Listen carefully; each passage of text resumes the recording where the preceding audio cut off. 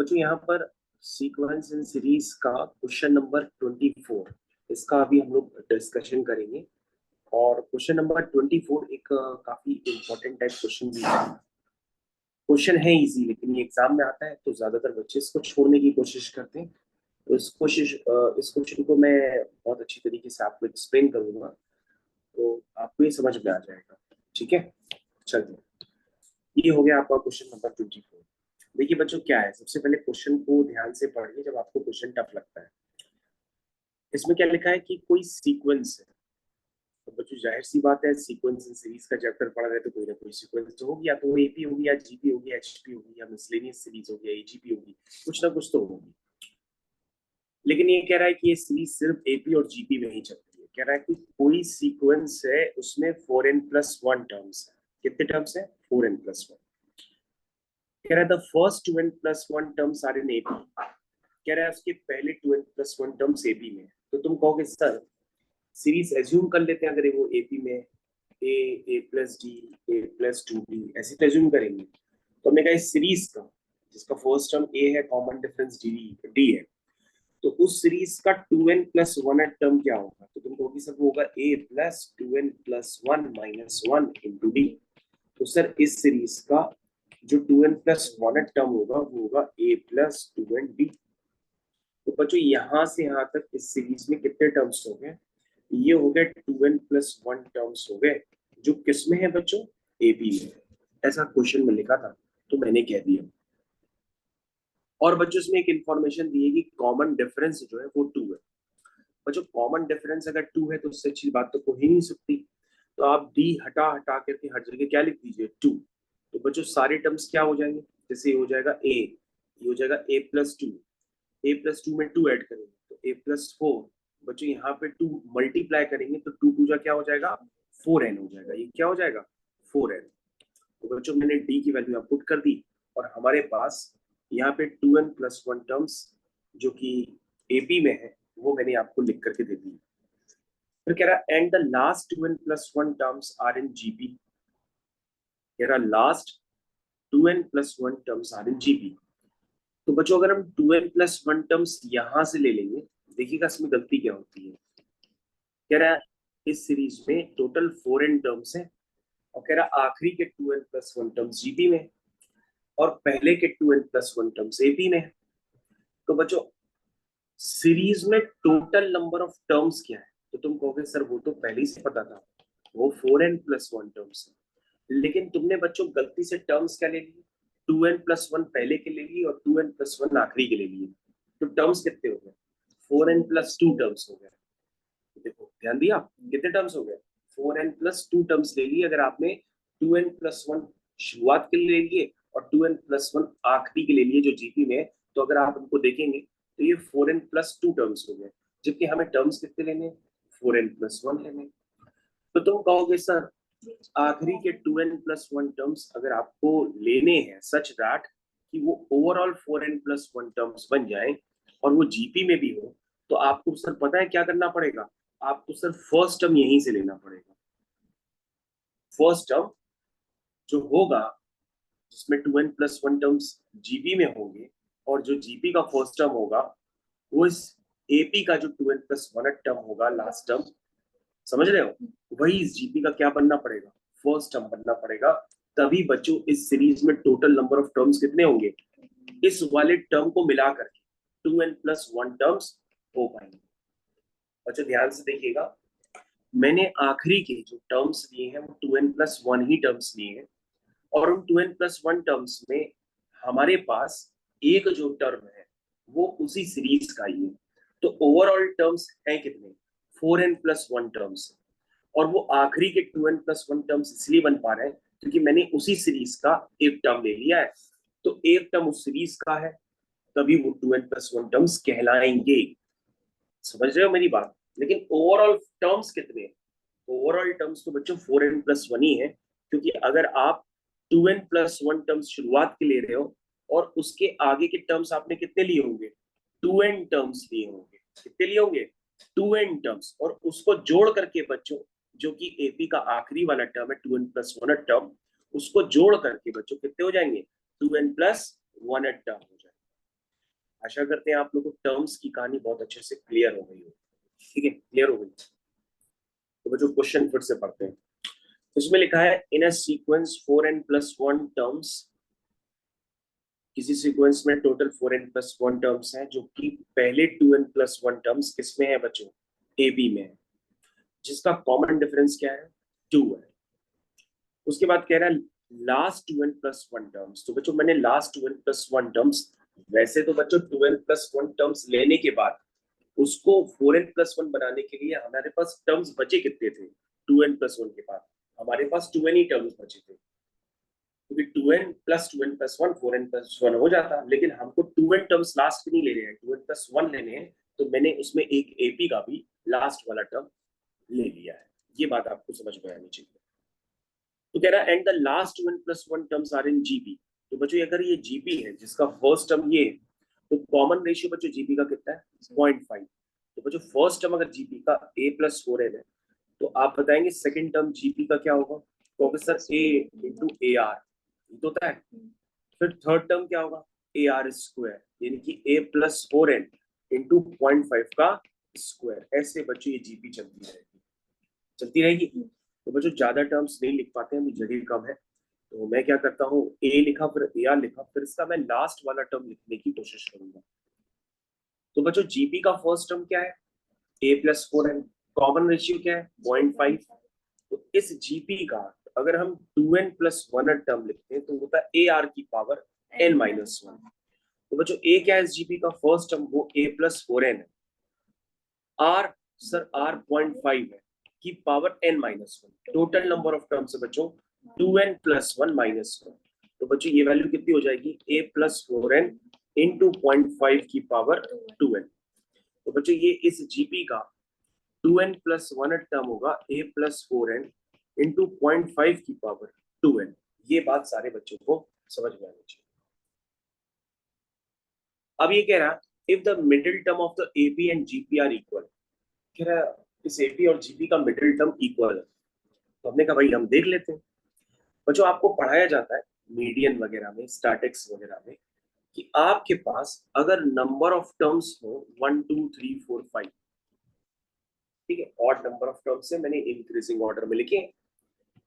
अगर आपसे पूछा जाए कि बताओ उसमें मीडियन क्या है, यानी कि मिडिल टर्म क्या है, तो तुम सीधा बता दोगे कि वो सर 3 है ना। तो बच्चों इसका जनरलाइजेशन कैसे होता है कि अगर नंबर ऑफ टर्म्स ऑड होते हैं तो मिडिल टर्म क्या होता है? वो होता है n+1/2th टर्म आपका मिडिल टर्म होता है। चाहे आप चेक कर लो नंबर ऑफ टर्म्स कितने हैं, 5, 5 + 1 6, 6/2 थर्ड टर्म। और देखो बच्चों थर्ड टर्म ही तो मिडिल टर्म है।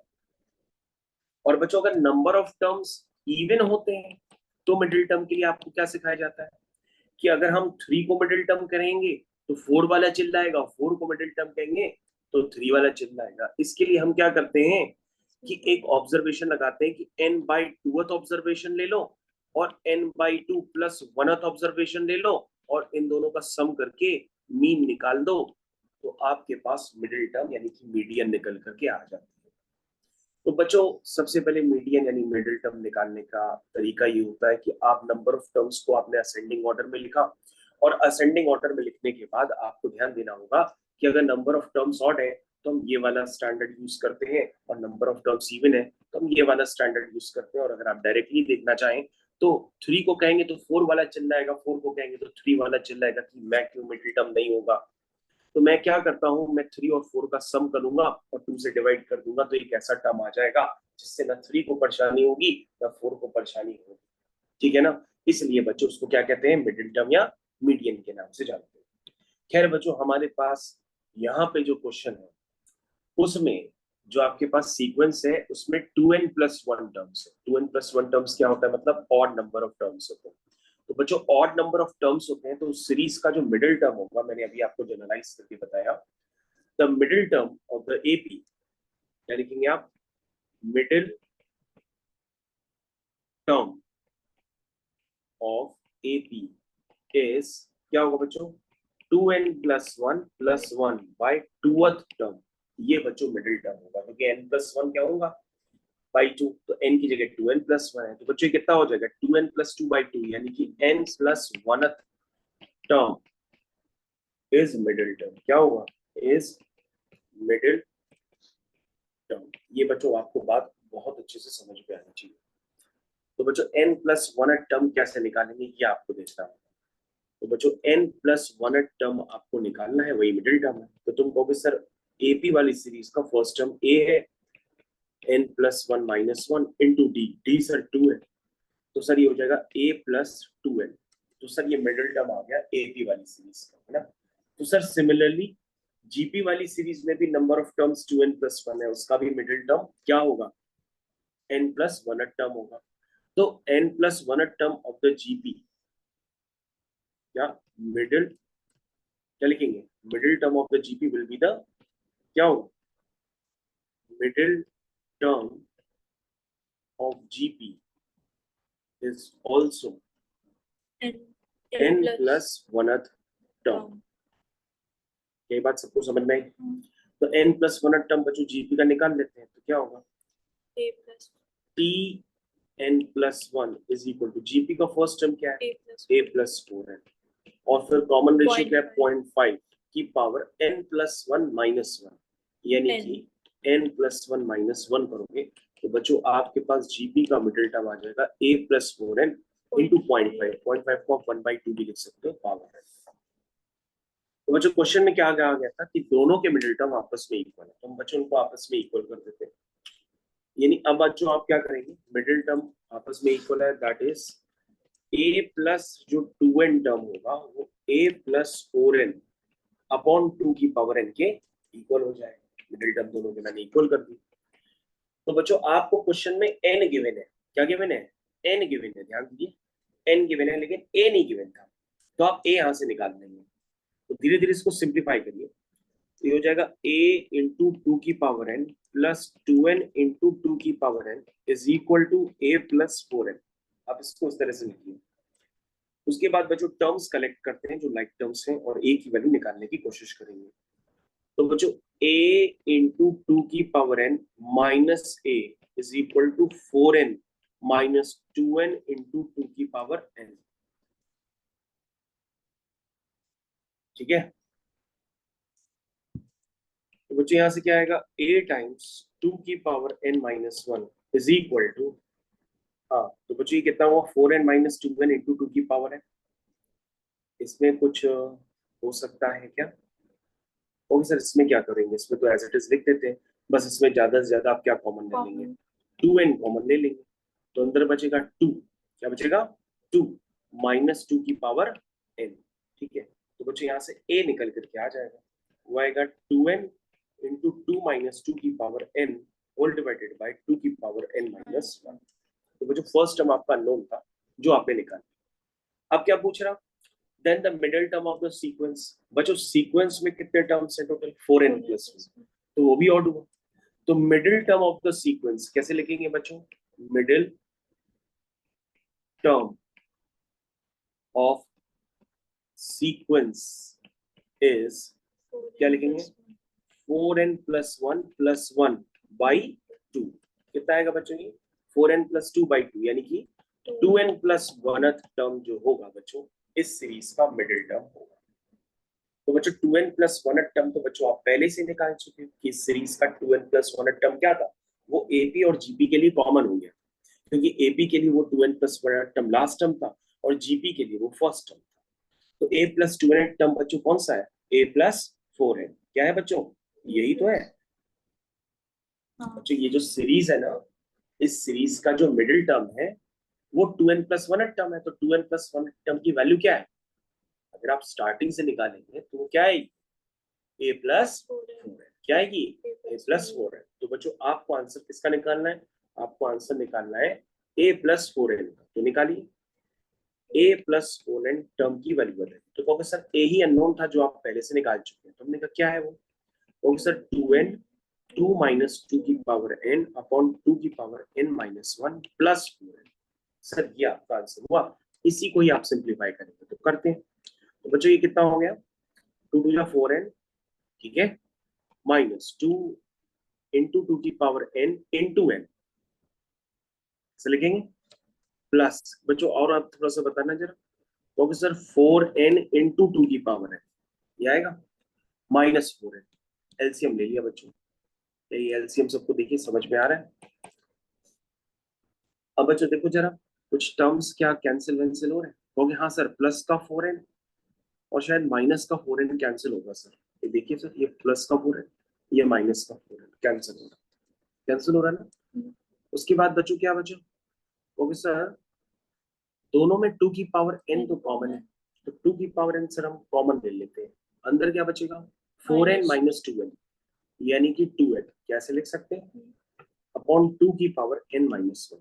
बच्चों बच्चों ये क्वेश्चन जब एग्जाम में था तो ये बेस सेम होता है तो पावर अब क्या कर देते हैं ऐड कर देते हैं, तो 2 की power n plus 1 into n upon 2 की पावर n माइनस 1।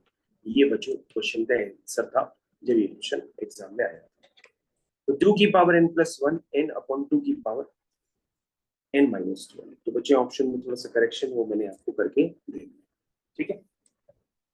उस क्वेश्चन का आंसर क्या है बच्चों, ए पार्ट। बच्चों वीडियो अगर आपको पसंद आया हो तो ज्यादा से ज्यादा लोगों को शेयर करिए, लाइक करिए, सब्सक्राइब करिए। Okay, thank you.